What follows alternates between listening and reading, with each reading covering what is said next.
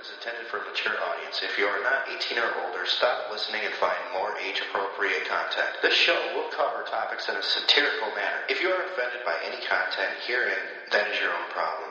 As you have been warned, please do not try this at home, or anywhere else for that matter.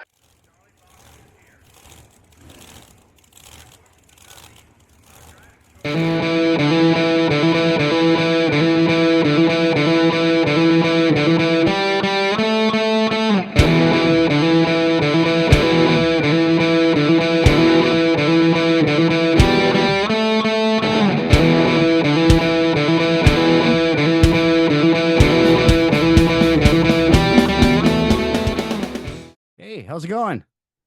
There you go, mate. Good. Oh, sorry. I was trying to help my wife find her vape because it's like, if I lose something, it's like, oh, well, you'll find it. She lose something and, oh, the end of the world.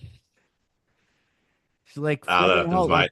flipping out, like crying, like, I don't know where it is. I just had it. It's like, it'll show up.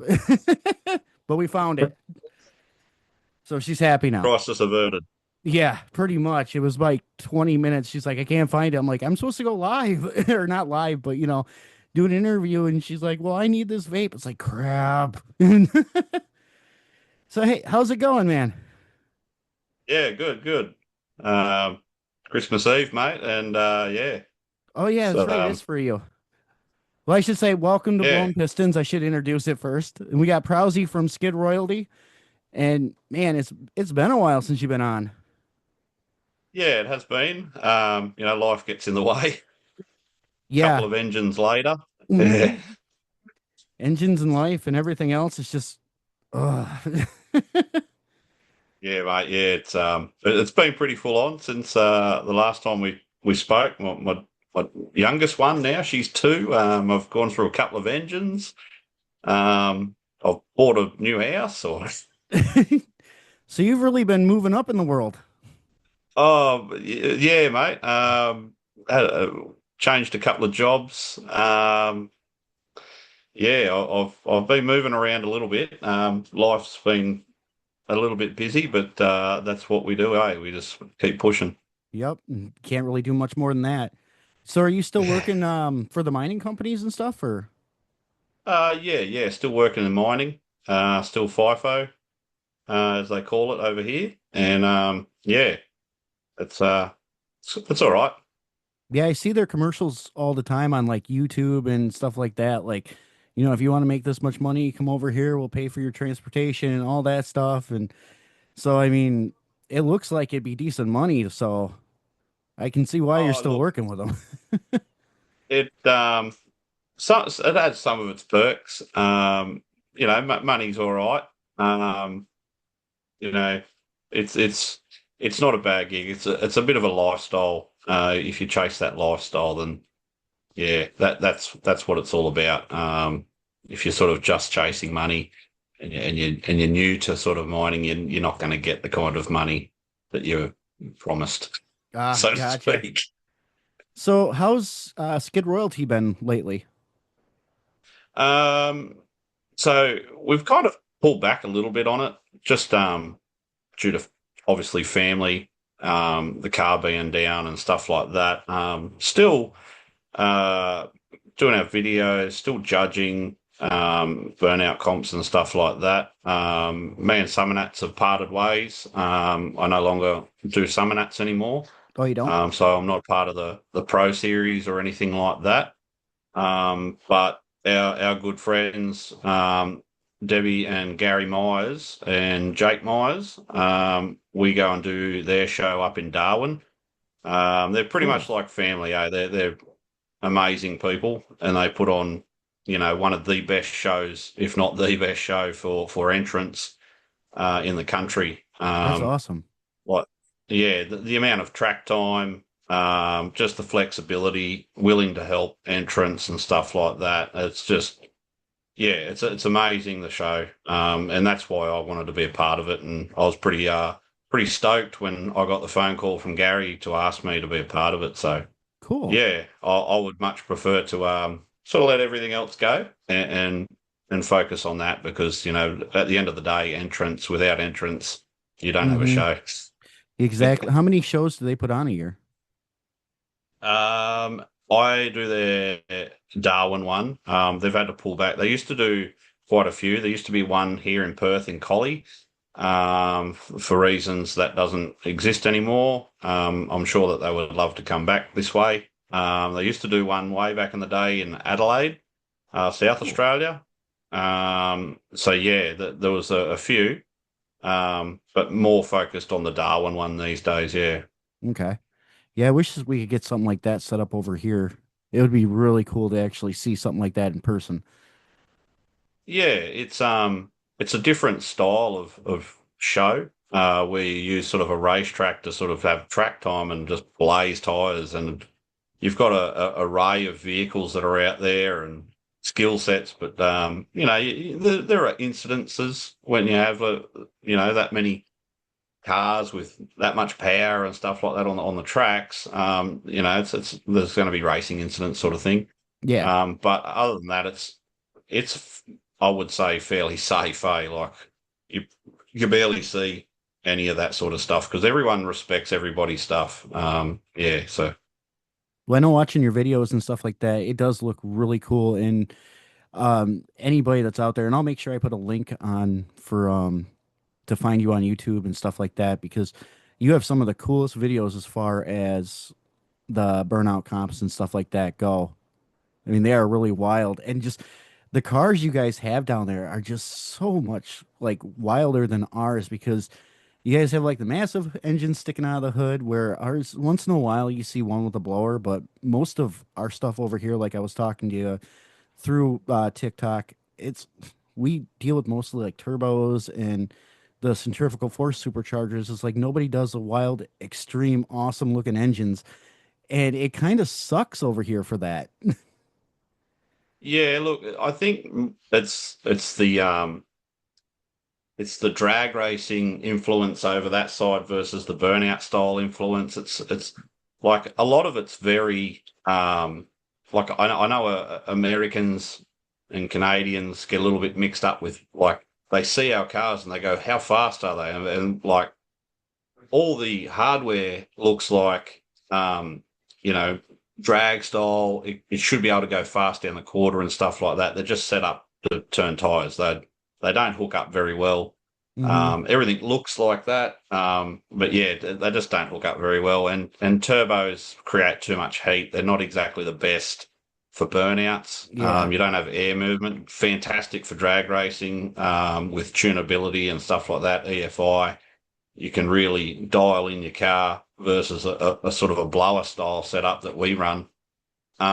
We also run like a lot of them run mechanical injections. You do get the odd guys that can get the EFI stuff to work and they work all right, but they don't perform, I would say, as good as the mechanical injection guys when it comes to sort of like your instant smoke sort of thing and stuff like that. So Yeah. Now you guys run a lot smaller differential ratios and stuff like that, don't you? um yeah, so depending on sort of whether you're a six cylinder NAV8 or you sort of go into the blown style of things with like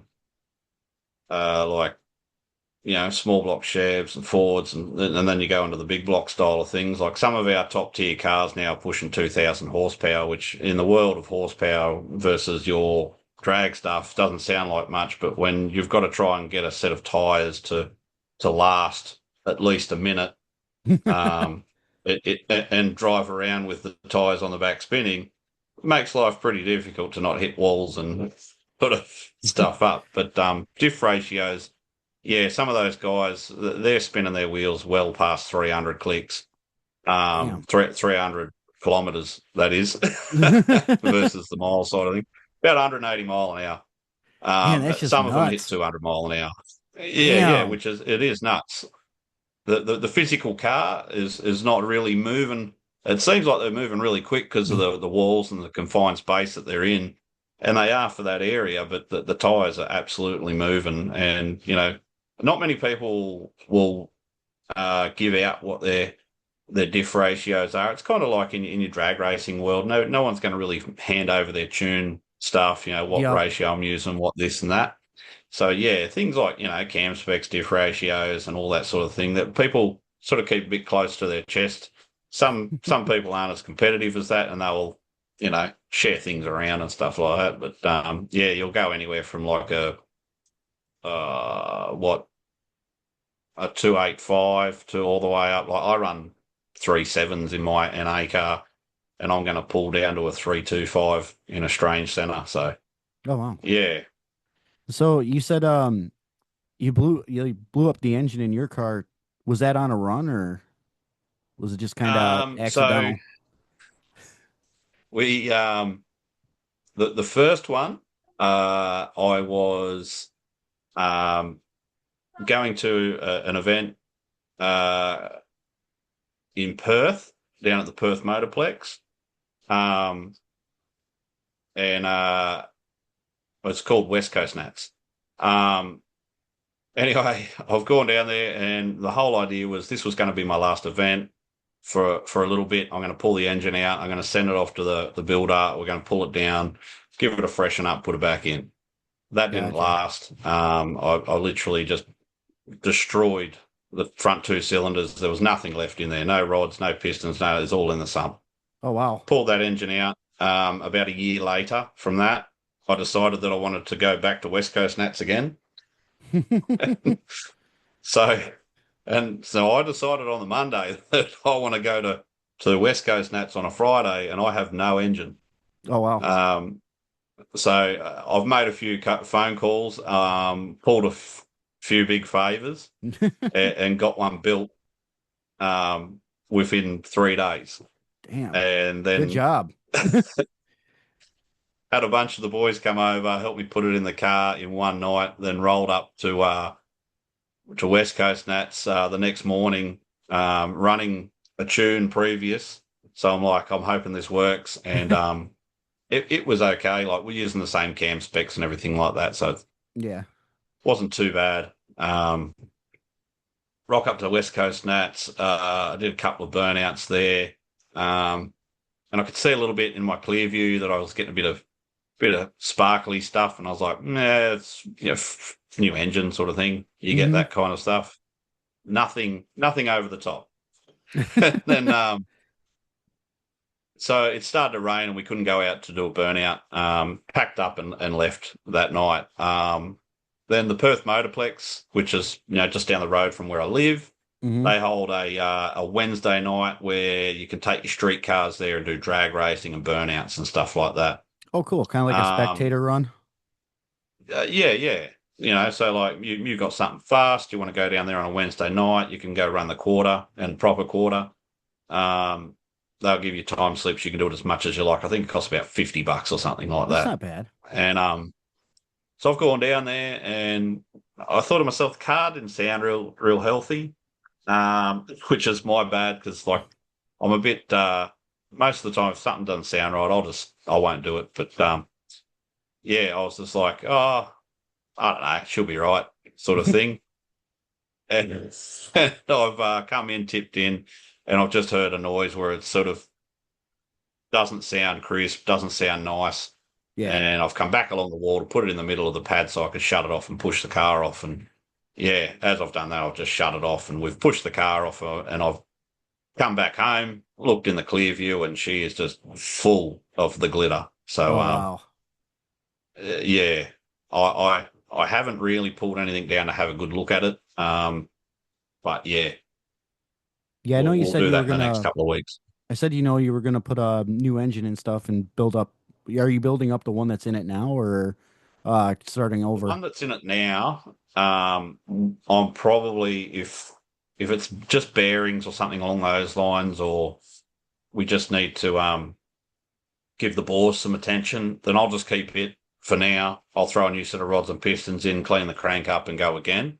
I'll probably get another cam made because that's a custom cam that's in that one. You just sort of can't just buy that one off the shelf. And then the two carbies that are on it, because I'm going dual carbs with this one, they'll come off. I'm not going to use those. I'm going to use a couple of APDs that are going to be a pair. So yeah. Cool. So you ever thought about using your Ute for that?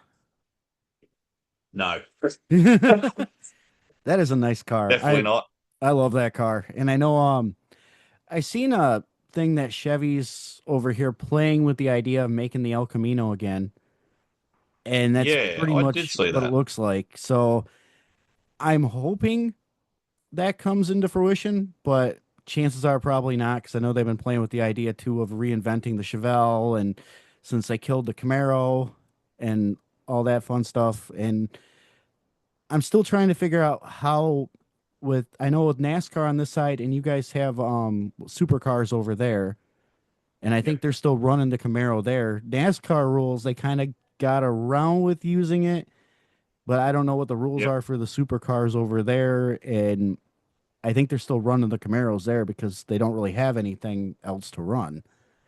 But Yeah. So obviously GM killed off Holden, and you had which like Holden sucks. and Ford.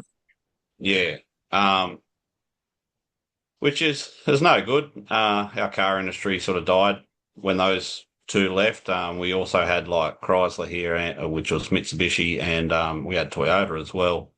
So it was a bit sad to see all that sort of disappear, which in return, the racing sort of has had to try and adapt to all this thing. And Mm-hmm. every time they sort of bring in a new car, other than the Mustang, which has stayed, the whole time, um, they've brought in the Camaro to take over from where Holden was, and Yep. that sort of didn't really take off all that well. Then obviously Chevy's killed that off, or GM's killed that off, and then they're looking for the next thing. So then they've sort of got they had Mercedes Benz in there for a little bit. They had Nissan in there for a little bit, and they also had Volvo in there for a little bit. And it was quite all right.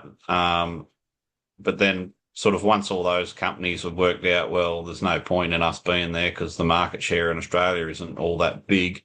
Yeah. They just pulled the pin on it, and now we've got Toyota, but even Toyota's pulling the pin on the Supra. So we're once again, we on the back foot again. So I feel like that series is on like on the skin of its teeth from being pulled altogether. To I be honest, and I hope not yeah, because I like watching that series because I'll catch a race once in a while, and I know we got Shane Van Gisbergen over here who was running that series for quite a while, and over here if you watch NASCAR, it's like anytime they go to a road course, they might as well just give him the win right away because he like clears all the road courses every year. So, but yeah, that he's got series was a really cool. Yeah, he's got a unique drive style that he brings from over this way, which is he's extremely Hmm. talented guy. But yeah, I feel like with supercars, V8 supercars, whatever anyone wants to really call it these days, Yeah. I think that they were their own worst enemy. Teaming up with, I'm pretty sure NASCAR with that car of the future that they've got. Yep. So the disconnect there between the fans and the car, because what we used to have was the race on Sunday, buy on Monday sort of Hmm. thing. If people seeing cars to perform, they would more likely go out and purchase that vehicle, which is why Holden was so good throughout the early 2000s there. But then they sort of were like, oh, we want it to be driver based and all that sort of, and so it sort of It killed it. it went away from manufacturers having to make good cars that were performing on the track because they'd done that for so long, Yep. and that racing gives us what we have in daily drives pretty much when it comes to performance. So yeah, that they were sort of their own worst enemy, and they went down that road of the tube chassis with the shit on the outside, the NASCAR sort of, because literally they're It's almost the same practically just cars. jazzed up NASCAR, yeah, Hmm. to do road course sort of stuff, but which is disappointing because it was I don't know if you've ever watched anything from like sort of the 70s or 80s and early Yep. 90s. That was a pretty amazing time in Australia for racing, and especially those brands. Yeah, and I mean it was cool watching like I miss when you did see the Holdens out there and then you had the Ford Falcons. So you get Yeah. a different aspect on the cars that are from, different places and it was a lot nicer than now when you watch it, it's like, okay, you got a Mustang, Camaro. It's not much different than here in the States. And I know Mexico's got their series that's basically run from NASCAR, and it's the same cars. And it just kind of, it was always better to watch what people were actually buying in a different country running. It made it interesting. It wasn't the same old like it is now. Yeah, that's right, and I think that's why there's a couple of other series in Australia that are sort of people got people's attention a bit more just because of they're actual cars that you could actually go out and buy, and Hmm. like they may not be faster, they might not be as good through corners and stuff like that, but I think people like that connection of this is something that I could go and buy. This is obtainable, Yep. from that sort of aspect. Yeah. Where Now, a $1 million tube chassis car is. that's why I like going to like some of the local short tracks, and you can actually see that where people have put their stuff together. I mean, some of them are, they put a lot of time and effort in. Some of them are kind of like, okay, it's basically you pulled a old car off, it's held together with duct tape and some welding. And I mean, I don't know, do you guys have a lot of those like little tracks down there at all, or like the oval tracks or um, anything, or? Not so much oval tracks. Our oval tracks are more sort of dirt stuff, sprint car style. But we've got a couple of tracks in WA here. Barbagallo's, which is called something else now, and then the one down in Collie. There's a new one over in South Australia. So we've got some tracks around and stuff like that. Even on the East Coast. But as for those series, we do have them. They just don't get sort of televised as much as they used to back in the day. Yeah. So I think I don't know, TV's probably gotten a bit more expensive these days to put that sort of stuff on. Well, that's the one nice thing too, like with the skid contests that you guys do, a lot of those, it's not like you're only seeing two or three brands. You're seeing a lot of different cars out there. And it's like, if somebody could find a car and slap the engine in it, they're going to take it out there. And that is something that's really Yeah, cool with watching the videos from all that. that's probably a reason why it's so like popular with the young people is obviously that that it shows them that you can take whatever car you've got, whatever it may be, whatever brand you have, two-door, four-door, Ford, Chevy, Chrysler, whatever it may be, and you can put in, whatever engine you can. It's sort of your budget sort of just limits you to what you can do, Hmm. and probably skill set and stuff like that. But yeah, you can definitely uh, build whatever car you want and come out there and start, right at the very bottom. Or if, your budget's big, you're going straight to the top. Like we've got, $300,000 plus burnout cars out there that look like show cars that people Yeah. are like, why are you doing this? Like you're wrecking this car. And it's like, well, the car's built for it. So we're not exactly wrecking it. Mhm. you And if you know, got the bank account to um, keep fixing it, what's the point? You're doing okay. You might as well do what you want and have what you want. yeah. And people don't have that view on sort of like, say, $1 million V8 supercar or an AS car, because they're over $1 million each to Hmm. build. But like, soon as you've got something that looks old and flash like a show car, and it costs you 300 grand, it's like it's sacrilege to take it out there and thrash it around on a track and stuff. And it's like, well, like you said, you got the money to fix it and make it back to what it needs to be. Why not? Yeah. But I mean, that's one thing why I really like your car, because your car stands out. You don't see a lot of wagons doing it.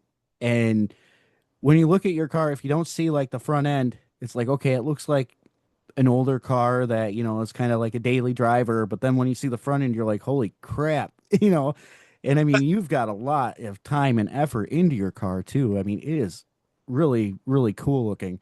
And I know we had talked Oh, about like jeez. you were talking about changing like the possibly the paint. I don't know, man. I keep it the same. I like that reddish maroon color that you've got under the engine. It looks really cool. Yeah, it's a bit of a different look, and that's what I was kind of going after when I first did it, which was sort of I've been sitting out in a paddock with all the matte paint that we'd done when I first did it. back in the day when it was a six-cylinder daily drive that I bought for $900. Um, it was a cream car, so I painted it matte black in the middle of the night with one of my mates in the driveway, and sourced a set of wheels, painted them red in the driveway as well, some chrome trims and bits and pieces, and then drove it to a car show called Cruise for Charity. Yeah. And that was the whole thing, was to just sort of drive it around, take it to the beach and that, and then things got out of hand, and then That's I was usually how like, it goes. I wanted to make the engine bay look really, really nice, sort of thing, and everything else stay sort of rat rod looking and that. And so, I did that. I went down that road without being full rat rod looking. But yeah, just that engine bay, try to make it as nice as possible. These days, it's a 10 from 10 sort of thing. It looks good from 10 meters away, but when you get up and close, you can see all the imperfections and the wear and tear from being out on the pad and on fire and all sorts of things. But yeah, that's what I hope to give it a bit of a freshen up. I'm not sure whether I'll change colours or not. We've spitballed a few ideas on what we should and shouldn't do and stuff like that. There is a bit of body work to be done. I've got some bad rust in one area that's really needs attention. If I don't have that, it's scrap the thing, and I don't really want to do that. I've got too much money in the sort of chassis side of things to be scrapping it. It's just weight reduction. But yeah, so we'll fix that up, and we'll see whether we stay sort of the matte black and make things a bit more nicer than normal. Yeah. So, how much of that car is still stock then? Out of the chassis side of things, like not much. Basically, the body. Yeah. So the front end has been so Black Magic Racing did the front end and the rear. Well, they did all the work chassis wise. So that they tubbed the rear end and moved my rails. Did a chrome ollie rear for me to drop the fuel cell into and all that sort of stuff for the 9-inch, and chrome ollie 4-link, and then up the front was sort of it's a bit of a hodgepodge, but Aussies will understand this, I suppose. But between 1979 and 2006, I think it is, with all the Commodores, a lot of parts were interchangeable, so they just bolt together with next to no modifications, which sounds really weird, like, a long period of time where from the late 70s to the mid 2000s you could interchange parts, but they were just extremely smart about how they put things together, obviously. Yeah. So yeah, it's got a VCK frame in it, which I've notched and then strengthened up so I could fit the LS in there down and low. And then from that, I've got VS Commodore, which is like a 1996 Commodore. Lower control arms on it, which then pushes the wheels out a little bit, which is why you can see I've got a little bit camber to it. Camber to the front. And then I run the main modification I had to do was the strut tops for the suspension, which I took the original VC cap on it, and then the little cup that fits the suspension into it out of the VS, and I welded them together, which wasn't too bad. Then from there, I had to I used a manual rack out of a VC Commodore, and then I lengthened the arms on the steering rack. Yeah, so it's got VX, so 2002 SS brakes on it, which just bolt straight on. Nice. Because I run the VS control arms and everything like that. Yeah, so I've got a lot of different year model stuff on there that all bolts together and works. Kind of like that old Johnny Cash country song. Yeah, exactly that, eh? And a lot of people told me it wouldn't work. I had a lot of people, oh, no, it doesn't work. You can't do this. You can't do that. And I think that drove me a bit more to go, I can make this work. Hey, hold And my I beer. did Watch with, this. yeah, I did. And I would say 90% of it bolted up straight together. And the other 10% was a little bit of fabrication or massaging, which was next to nothing, to be honest. It was maybe a day's worth of work. Yeah. Well, that's not bad. I mean, at least, it wasn't like you had to sit there and cut the whole thing up just to make something fit. Now, Yeah. what was the first major modification you did to that car? Because I know, like you said, Would have besides been the the paint and the front wheels. end. The front end, first mod. Oh, yeah. So going to a sort of like when I was going to LS, the chassis rails are quite narrow, I would say, in those first gen Commodores. So Hmm. trying to get like decent sized headers to come down off an LS and fit between everything was pretty hard. So to make my life a lot easier there, I sent it to Black Magic Racing, and they pretty much took the chassis rail and cut it at an angle in half. So the chassis rail now looks like a bit of a triangle. Hmm. Um, if you were to look at the front end of it, and they've cut it in half, they've like put a whole bunch of strengthening stuff and that in there, and so that yeah, they did that on both sides. Then at the very back, they've completely cut it out and then put a rail a bit further across, like a few inches across, so that when all four pipes come down into the collector, sort of fits in there. So, and I got them to Nice. do I got them to clean up the firewall and do a flat firewall on it and that to take all the holes out because you're not allowed them in burnout. So flat firewall and everything like that allows me to put me T400 in there a lot easier and work at the back of the motor a lot easier. So I kind of tried to make more room for Make later on. And make that your was life a sort little of the easier. whole, yeah, yeah. So that was probably the biggest one. Amazing work by them guys. They do unreal work, Black Magic. They make some of the fastest drag cars in Australia, their Cool. chassis. So yeah, they do such good work. So that's why I went there. And I really, at the time, when it cost like money wise, I wasn't worried. I just want that sort of the best stuff. Yeah. Just shut up and take my money type deal here. Make Yeah, this work, yeah. and And here's what I got. yeah. Yeah, that car, I mean, I'm gonna make sure I post some pictures when I do the video because I want everybody to see what that car or is and stuff like that. Because I mean, it is just absolutely cool. I mean, the first time I seen it on your videos, it's like, wow, that thing is just awesome. And so, how much horsepower do you typically run out of that engine or that car? I think that one that's in there currently only made about 450. Um, the previous one to that made closer to the 500. Um, it had some better gear and stuff in it. Yeah, this one sort of doesn't. But yeah, they say with burnouts that to have enough fun, the 400 mark is enough. 400 horsepower and you're going to have fun for days. Yeah. I just had another question. I completely forgot what I was gonna say. So yeah, those aren't real heavy, are they? No, so it weighs about 1,100 kilos, which is, yeah, I'm not sure how many pounds that is, but We'll let the people figure it out. let them argue amongst themselves in the Yep. comments. Now, do they run so is it just strictly V8s or do you get a lot of like V6s and or any V6s and any four cylinders and stuff like that Um, or straight sixes, I guess?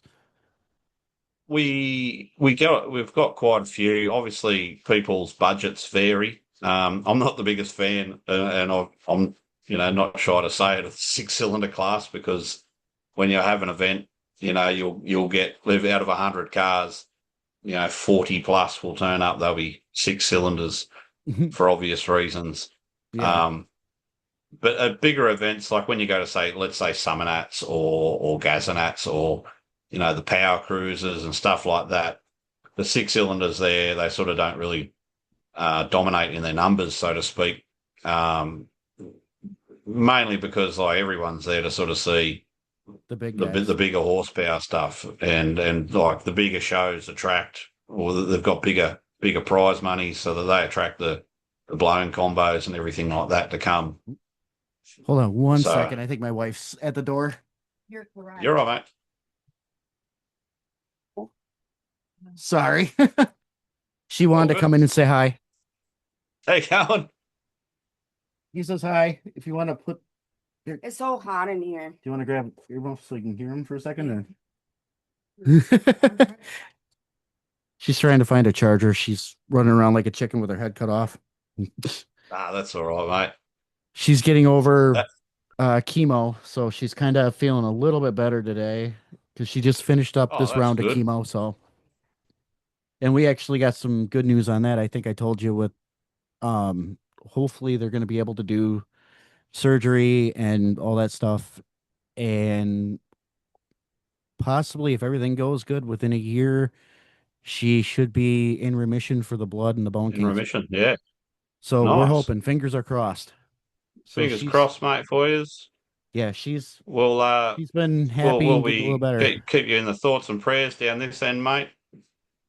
You said, did you hear him? Kind of. Here, come over and say hi. I'm trying to get dinner and stuff done. Yeah.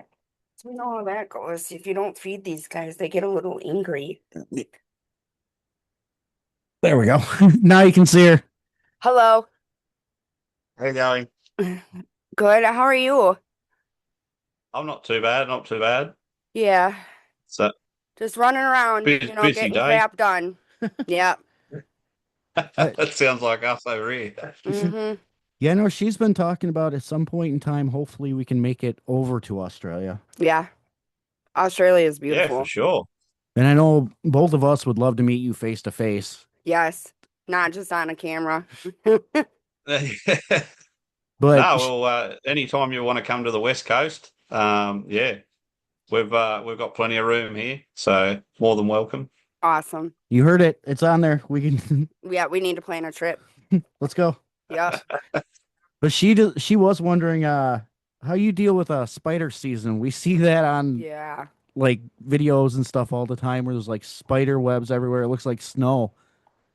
Oh, no, every day spider day. I just had to nail a couple before I got on here because I was in the shed here. But So do you yeah, guys specifically I've have got a spider season down over there or not? Nah, they're around all the time. Are they? Yeah. Yeah, no, Little bit less, like sort of. I would say they go a bit more dormant, like during the colder months. But like we don't get cold like you guys do. I guess it's sort of. yeah, it sucks. No, I keep telling Yeah. him I want to go back to Texas. Hello, everyone. My name is Ashley, and my husband and myself own the network Shannon Family Products, and we are proud to introduce our new nonprofit group to help fight brain cancer, also known as glioblastoma. With your help, we can make a difference and hopefully one day find a cure. This type of cancer affects many people all over the world and is very rare for adults to get, as it is a childhood cancer. And this is the cancer that I am battling. With our help and the GRO, we can win this. So I ask all of you and myself to please join together and let's help the thousands of people, along with myself, to win this fight. I would like to say thank you to all of you for your support, and please go on our link to get more information on where you can donate or what you can do to help. We can make a huge difference because no one should have to fight this battle alone. Yeah, because we were down there for 4 months and we loved it. And then we ended up having to come back because of a lot of our kids were not wanting to stay down there. And it's like crap. And so we ended up having to come back up to Wisconsin and freeze our ass off again. Yeah. Mm-hmm. To put it politely, I guess. I struggle with the cold. As soon as it gets under 20 degrees, that's Celsius, not Fahrenheit. Yeah. As soon as it gets under that, I'm like, oh no, this is jumper weather. I know. Like coming back up here, I was born and raised in Wisconsin. You think you'd be used to it? No, no. I'm like, no, I like the warmer weather. No. That, and I think she'd probably want to go for a ride in Yeah. your car. Yeah, most definitely. Yeah. A good time of the year, or sort of towards the end of the year, is a good time with a lot of comps and stuff like that on. Weather's warmer, although you probably find where I live, it's just warm all year round. So you Yeah. come here during winter and go, yeah, it's hot. Now is it really humid though? Kind of depends. So it can be really humid in some areas here because WA, West Australia is like you can fit 5 Texas in the size of Western Australia, so the state that I live in. Oh wow. Okay. So it's quite big. Where I live, a little bit of humidity, not too much. It's a bit drier, but the further north you go, it cranks up really quickly. And yeah, you'll get out of the shower and just start sweating hardcore. Yeah. Yeah, you guys are kind of the opposite. We have to go south to get warm. You guys go north to get warm. Yeah, yeah. Yeah. But like where I work, it's extremely hot there. Like this time of the year. Tomorrow here in Perth, which is like the southern end of WA, is going to be over 40. And I've been up at work when like working around in the 60 degrees Celsius. So That's yeah, it quite gets warm. hot. Yeah. That is warm. That'd be nice right about now. And you should be you're getting your finger fixed here shortly, aren't you? Yeah. That damn that one dog. Yeah, when I told her about that, she's like, "Oh, what kind of crazy stories you got with that?" Well, the dog. I'm like, the Yeah. dog? What? I wish I had something a whole lot better, but yeah, the dog is about as good as I can get. Yeah. Well, last time we had you on, I think you smashed your finger in a door. Yep. So I think Yeah, that one. Yeah. I think Yep. it was. Yeah. next time you crush a finger, I guess it's time to do another interview. Yeah, I guess so. But 8 no, more to go. but yeah, I mean, it's just I was telling him about like the cars and stuff and how like the NASCARs and supercars have kind of changed, and Yeah. yeah, it kind of sucks, but what they have down there, their racing is a lot more better because she actually likes Shane Van Gisbergen also. Mhm. And that's where he came from. Aha. That's why he's so good on those He's road courses. Gotcha. He's originally we can't 100% claim him because he's originally a New Zealander, Okay. but yeah, which is like our annoying little brother in Yeah. Australia. just to stick it to the New Zealanders. But And I know, and I told him it's like, yeah, we don't really have what they've got with the burnout competitions. It'd be great for something like that to be here in the U.S. Yeah, it would. A lot of people would have fun with that. I know at one point in time. Oh, go ahead. I was just going to say, have you guys sort of been keeping up with what's happening with all the Australian cars that come over to the US over the last year and a half, 2 years? No, I No. haven't. We've had we've had a few burnout cars, like Australian ones, go over, and they were sort of moving around. I think this sort of Florida through to sort of more the southern states, so through to sort of Texas and then Vegas, sort of that area around those parts there, that they were doing some burnout comps that were. I think they tried to go over there at the start and say, Australian burnout cars, Australian burnouts and stuff like that, and then kind of got wrapped up in what Americans want to do. So they didn't kind of represent us, I would say, as what we do here as much. But, still good for the US boys and girls to see, those types of cars. They don't necessarily get to see all that sort of stuff. Yep. Whether it's, a US style burnout comp or whatever it may be, to be able to see what we get to see, Yeah. I guess is probably more mind blowing than seeing how we sort of judge comps and drive and stuff like that. Yeah. But we have had a few go over there. I know as I was talking to you before, Jake Myers went over there to the ice cream factory, took out the win there. He flew over, got the Mustang over there, sicko, and absolutely tore the arse end clean off and just shredded tires. I was like I've seen that car I don't know how many times, but that was some bulk smoke that was coming out of there, which means like the pad was pretty fresh, not as much rubber down like say at Summernats and stuff like that. But yeah, drove the wheels off it and took the win, which was pretty good, and then brought the car back home. So That's Oh, wow. awesome. I know at one point in time, I think last time we talked, you were talking about possibly bringing your car over, and I know you said like the shipping cost was outrageous to bring it over. yeah, look, we wanted to bring the car over, but shipping costs are like when I first started looking at it, it was sort of feasible to be able to do it. And then now, since sort of, the spicy cough season that shut down the world, has just driven the cost through the roof. And I can't really justify I don't the blame amount you. of money to be able to send that car over. Everything's gone And through the roof, yeah, price-wise. yeah.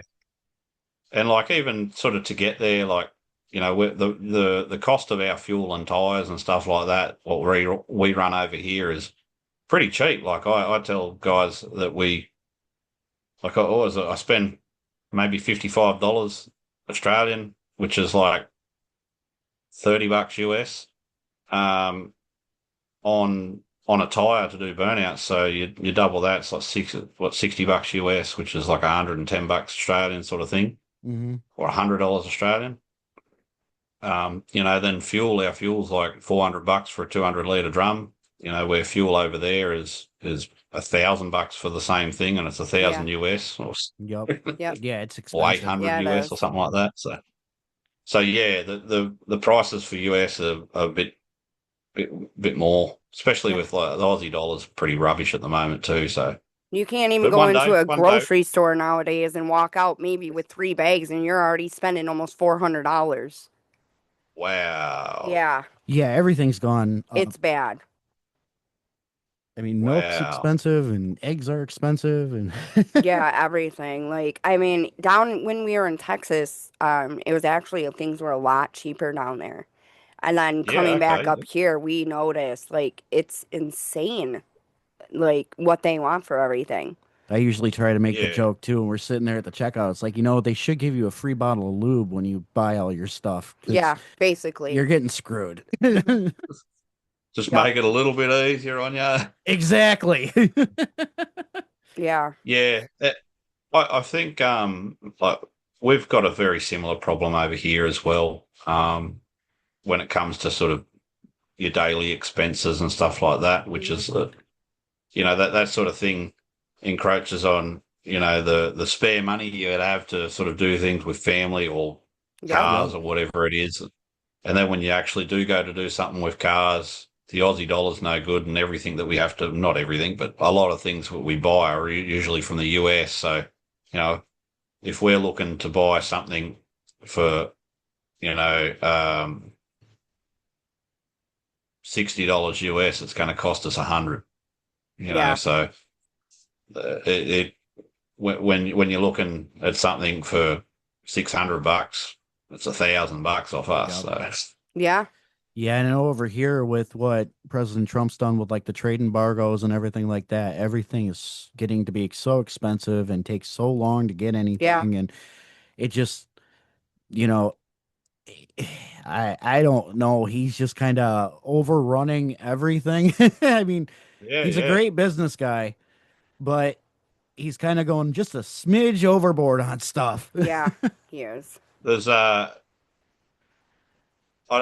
don't think he's sort of explaining his method to his madness as good as he could to people, Right. Mm-hmm. whether it's meant to work or not. Like, business is business, isn't it? Usually, if it works, it's great. If it doesn't, it's sort of shit. Yeah. We'll change it Yeah. up a bit. Now I don't know how. I I think don't. Oh, go ahead. no, you're right.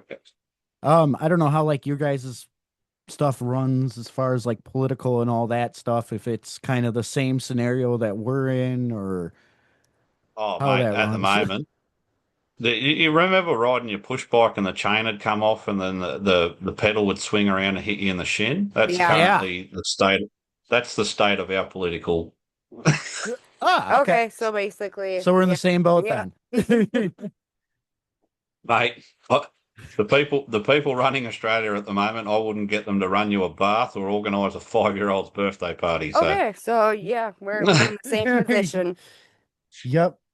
And now you guys have a but lot tighter restrictions though for like cars and I know I was reading somewhere if they're caught like street racing down there, they crush the car or something or that can be an option. Yeah, so they usually you got sort of like a 3 strike thing, but then if you're like an absolute, nutbag on it, well, then they can just go straight to crushing it. How many times I've seen that? Not that many. It's okay. usually buckets of shit cars. It's nothing. It's nothing flash that they're putting through the crusher. I think the Gotcha. best one that I've seen was an F6 Typhoon, so like a 4-door Falcon with a turboed straight six, which are quite rare, Oh pretty man. powerful cars. Like they were at the time, they were faster than the V8 Falcons and stuff like that. So pretty sought after car. And old mate knew that they were going to come and crush the car, so he stripped the whole thing and gave him a chassis. There you go. So So he did it pretty smart at and least. and then hid the parts because that's all they have to do is destroy the chassis. And he worked that out in the law that I just strip the whole thing and I'll go and put it in another chassis. There you go. Yeah. He figured it out. The one thing I am happy about NASCAR though is that Dodge is coming back. Yeah, we're Yes, getting Dodge back. Yep. that's good. Yeah. I did And read that, and I was when I read that, I was like, is this like a piss take? Has someone just made like this AI or something? Yeah, Someone I made it know. up. Nowadays you never know. That's the thing. Yeah, yep. And they're still trying to figure out what teams are going to be going to Dodge because there's a couple like the trucks, they are definitely running. They've got the teams going and they're supposed to be scheduled for Daytona. So we'll see how that goes. And then I think 2027 they're planning on coming back into the NASCAR portion. okay, So yeah, it'll be nice. interesting to see how that runs. What car are they going to run? Do you The know? Or Charger. Charger. the Charger? Yep. Yep. Yeah, they've already got Hmm. the bodies for it and everything. I've seen a couple of them. Okay. They look pretty sharp. Yeah, they do. Yeah, okay. So it looks And it what looks good. with the Charger over there? Like I've been reading some stuff up about Stellantis and things like that.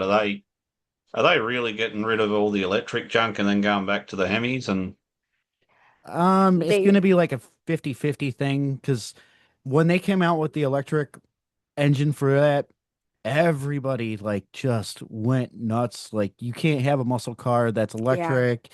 And I mean they backtracked the whole car and went back through and put a new engine in it and they're like, here you go. And everybody's like, all right, cool, now it's out. And they I don't know, the electric one though, the numbers that it was putting up was insane. But yeah, it wouldn't fit the mold for like NASCAR and stuff like that because I know they've been toying with the idea of running a couple exhibition races that are electric, Yeah. which Ford, oh right, Toyota, and Chevy, yeah, they've already unveiled them and they look pretty good. But it's just going to be weird going to a NASCAR race and not hearing the sound and feeling Yep. the rumble and everything. It's going to be like you're going to be able to sit and talk to the person next to you the whole time the race is going on. It's Well, going to be yeah, even different. in the dealerships, though, people were mad when they heard out that they were going to go electric with the Chargers. And Yeah. remember, because my counselor even said they go electric, I'm not buying one. He goes, now, if they put out a gasoline engine, then I'll buy one again. And he was happy because they released one with the gasoline engine. And so he yeah, went and got his Charger that he wanted. And so, yeah, like the one car that I do want that is electric is the Ford Mustang. Yeah, Like, she wants a Mach-E. yep. I've seen what that can do, and I had a doctor that had one too. He actually got in trouble for plugging it in at work. He took an extension cord and ran it, and From his office out to the yeah, car. it got in trouble for it. But he's like, I haven't had to pay for gas for 3 years. like, because you can switch back and forth. But yeah, they have some pretty good power to them. So, Do you guys have a lot of electric down there, or are they kind of still They stick try to and push it gas? pretty hard, but it doesn't make up all that much here. Like it took off for a bit and then just dived hardcore. People will realise that our country doesn't really suit it. And to try and drive from where I live to the other side, good luck. yeah. Well, I suppose you guys got a lot of no Yeah. man land in between, don't you? Yeah, we do. We do.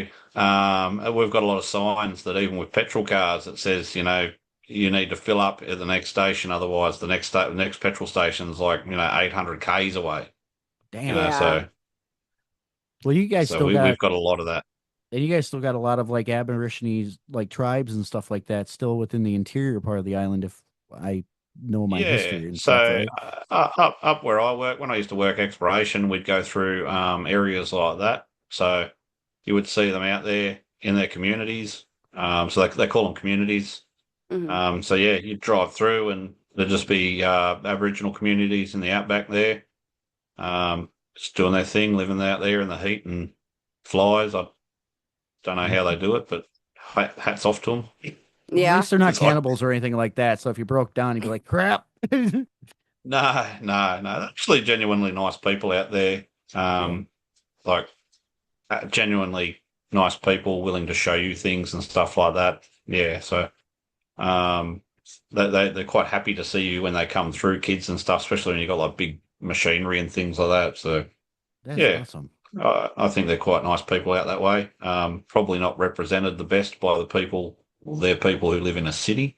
Yeah. So Yeah, we kind of have that. Yeah, I know. The one thing I do like Elon Musk, don't get me wrong, but that stupid Cybertruck, that thing is so ugly, and we see them all over the place. Do you guys have to deal with those over there? They're bad. I think there's like 2 or 3 in Australia. For some reason, they didn't make them right-hand drive or something, or I think it's right-hand drive that they didn't make. That's why they're not here. Yeah. But our electric vehicles, we've got a lot of the Chinese shit. We've been flooded with all these Chinese cars, which people are falling for. I don't feel like they're going to last all that long. The build quality on them is pretty average. But yeah, and like our climate is just harsh as shit on vehicles, especially if you don't maintain them and look after them. But yeah, I can see further down the track, 5-10 years later, there's going to be a whole bunch of those things just sitting in graveyards. Well, But people are buying them here because they're so cheap. Well, they don't want to sort of fork out. Well, back in the day, the Toyotas and Mazdas and the Japanese cars were the cheap cars, and now that they're not expensive, but they're in between sort of the German stuff and you got the Japanese cars and you got the Chinese shit down the back end there. So Gotcha. well, if you ever see a Cybertruck, don't ask it to be a truck because they do not perform well here in the States No. trying to do truck things. No. nah. You see them all the time. They're getting stuck somewhere. They can't even really run in the snow. They just Yeah, right. they're just nuts. They're not like, I mean, I've got an '05 F-250 and that thing's, I mean, granted, yeah, most of the time that thing's broken down, but it outruns those without a When problem. Bertha runs, she runs good. Yeah, but she doesn't run much. Yeah, I know, but when she does, she runs good. She did great down in Texas. Yeah, we pulled a trailer from Wisconsin down to Texas, not a problem. And then we pulled an even bigger trailer back up, and it didn't even act like there was a trailer on it, which was nice. Mhm. We Yeah. get a lot of now. I would say the American trucks, utes, whatever you want to call them, are doing pretty big in Australia. So like anywhere between your Rams from the 1500, 2500s, 3500s Mhm. do pretty good. The F truck not so much. Is not doing as good over here. But they still sell a few. They're just too expensive. They're 20, 30 grand dearer than, They're Ram quite or expensive over here, Chevy. too. Yeah. Talk about how expensive And, your uncle's truck was. how's this? I'll tell you do you want to know how much a Ford Lightning is here in Australia, brand new? over Oh, 200 grand. Oh my jeez. gosh, that's insane. How much did Larry's truck cost? My uncle's truck, he bought it's brand new. It was a late model, 2024 F250 quad cab, and with the 6.7 diesel, and he was 80,000 American. Yeah, right. So the F250s, they go over 200 here. Yeah. Wow. Yeah, that's just nuts. Mm-hmm. The one thing I love though, you guys But got those one Toyota pickups, and I can't think of the name of them right now, but we're from like the Hilux? 80s. Yep. Those things just seem like they will not die. Yeah, so they're pretty tough. The modern day ones, so I would say in the last 10 years, or probably since 2010, but I would say the last 10 years, they're they're they're not as tough as they used to be. If you get those early model ones from the 80s, 90s, and then all the early 2000s, then yeah, you're like trying to kill one of those things. Would you Just ever did you ever see Top Gear with the one they had? I don't know if you ever watched the yeah, British yep, Top Gear. Yeah.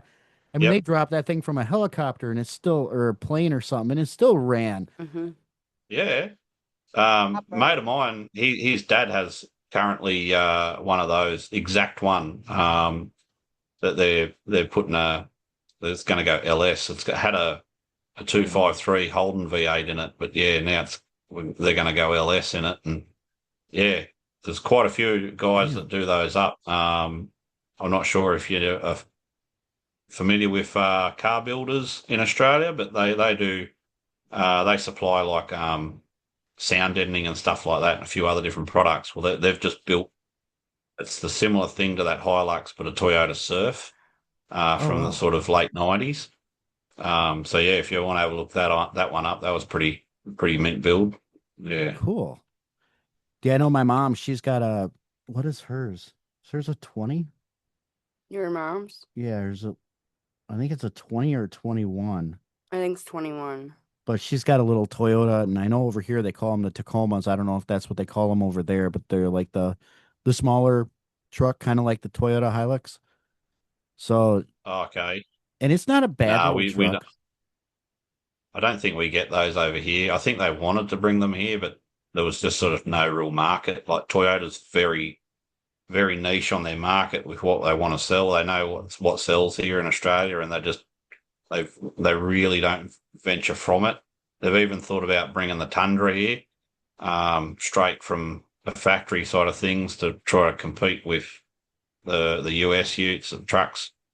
And yeah, I don't know if that's still on the cards because they know a lot of people here. I don't know. You guys can't get like the 79 series Land Cruiser utes and stuff like that. Nope. That's what we use up at work. Um, those things, you think a Toyota, a Hilux is tough, those things, mate. And everyone gives them shit. Like I found in Australia, the only people who give them shit are the people who can't afford them. Yeah. That's like her and I. Because, We both really like the new Forerunner that they've got out, Yeah. and those yeah, things look pretty badass. But I don't know if you guys can get those over there or not. Or no, they pulled the Forerunner. Oh, maybe it's coming back, but from memory, they pulled it away from Australia. Yeah. So, I want what you got. What I want your car though. I love those things. He's got. I showed you his Ute, right? No. That blue. Oh, I'll have to show No. you. But man, that car is just awesome. But yeah, are they making anything like that anymore over there? nah, nah. Once that left, that was over. That So one just sold. I think I sent it to you. The yellow Mhm. GDSR W1 Ute. So that's the best of the best Hmm. that you can get out of those Utes, and that just sold. I think I passed in for $1 million. I'm just looking it up real quick to show her what you sent me. But Yeah, yeah, yeah. that car was cool as hell. Come on. So that's got your ZL1 engine in it,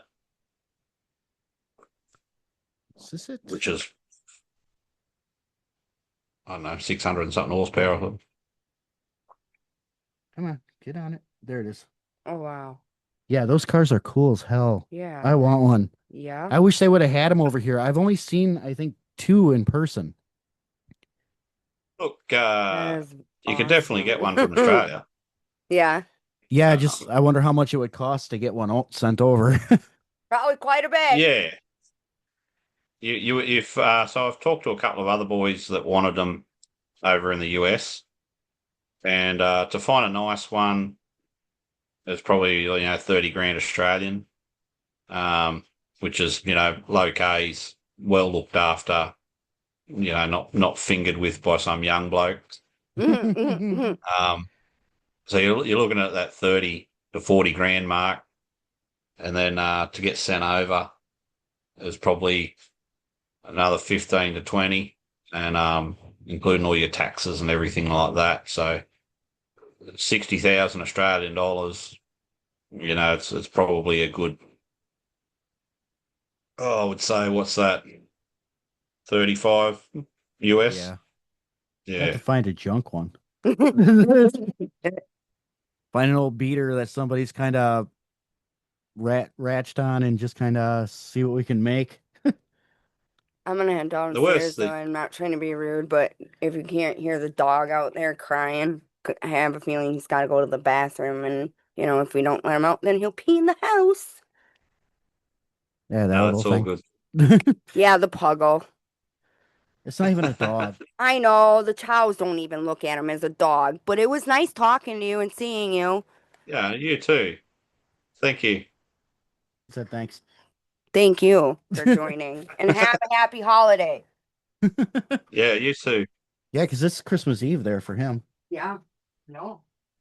But I suppose I've kept you for over an hour. I should let you get back onto your day because I'm assuming you probably got stuff going on. Yeah, got a So, little bit going on, mate. but No, the missus was pretty good, to allow us You gotta come say to hi. do this. Oh, is that a chow chow? yep, we have three of them. That's Oh, nice. Bo, and then Bear is this one, and then Scarlet, which is the mom of the two. Oh, nice. They're on every podcast we do. They have to make an appearance. And that is something I was going to ask you. Because I showed you, or I sent you, the dogs have like their podcast at the boys' voice. Would you be interested in being a voice of an animal that the dogs could interview? Yeah, yeah. I'm not sure how it works, but I'll give it a crack. Basically, I would just have them, I would write up questions for them, and whatever animal you would want to be, I could work it into the script and just have it be like, the chows go to Australia. Oh, okay. Yeah, yeah. Sounds good. I'm keen on that. All right. Well, we'll have to get that set up because I know they'll be excited about it because we've got a bunch of those out there. And I write the scripts for everything, but I'll just have them basically ask you questions and let you answer it off the top of your head. Yeah, yeah. No, sounds good. All right. Well, Give it a run. I'll get it going. Do you know what kind of animal you'd want to be? Oh, make it something Aussie, mate. Just pull something out of the hat and surprise me. Okay. We'll probably be like either a kangaroo or like a wombat or I Yeah. don't know. But I'll let you get on with your day since it's Christmas Eve, and I hope your family and you have a good holiday. Yeah, And no, cheers, mate. You too. whenever you want to be on, you are more than welcome to. I love having you on No, because cheers. it's I love talking to you. It's always a great time. Oh, mate, it's always good. I know it's been a little bit of while and quite a bit of setup to be able to do this, trying to find time and that between us, and Yep. the 14 hours difference and stuff. But no, it's good. I'm quite happy that I got back on and being able to have a chat. And yeah, Yeah, because with your 14 hours ahead of us, do you happen to know what the lottery numbers are? funny that I've got 2 tickets, and yeah, I'm still no better off, mate. I keep paying the winners. I know the feeling. But yeah, we'll let you get back on with your day, and if there's anything you want to kind of put out there, I'll let you put out real quick, and then yeah, let you enjoy the rest of No, your just holiday. thanks again, mate. Appreciate it. It's always a good time to have a chat and that, and bit of time constraints. But yeah, I really appreciate that you guys want to keep having me on the show, keep having chats and stuff like that. yeah, if there's anything that you guys want to specifically know when it comes down to sort of burnouts or anything like that, or if you want to have a bit of a recap after sort of Darwin, which is in June, end of June, start of July, maybe I could flick you some photos and videos and stuff like that, and we can go for a bit of a rundown. Yeah, but appreciate the time and effort that you guys has put in, and you allow me to come on here. I'd love to do if you ever when you when you go to one of those shows, if you've got a second, I'd love to do an interview where you're at the show. Yeah, okay. And I mean, yep. even if I it's think we could probably work that out. okay, yeah, because even if it's like 2, 3 in the morning, I'll make time for you. I might not be like No, that's well all good. awake, but I'll make time for you. All good, mate. Yeah, I'll definitely keep that in mind then. And when we go to Darwin, we'll make something work. We're quite Awesome. flexible with that. So yeah. Cool. Well, with that, make sure, like I said, I'll put the links on there for your TikTok and stuff like that. Check out Skid Royalty, and check out. I don't have your tag right in front of me for TikTok. Hold on. Check out Hemi Mopar 43 on TikTok. You've got some great videos, and hopefully this helps get some more followers for you. Thanks, mate. Cheers. And you have a good day, Appreciate man. Have a good You too. holiday, and send good prayers and thoughts to your wife and family. Thank you. Have a good one. You too. We'll see you.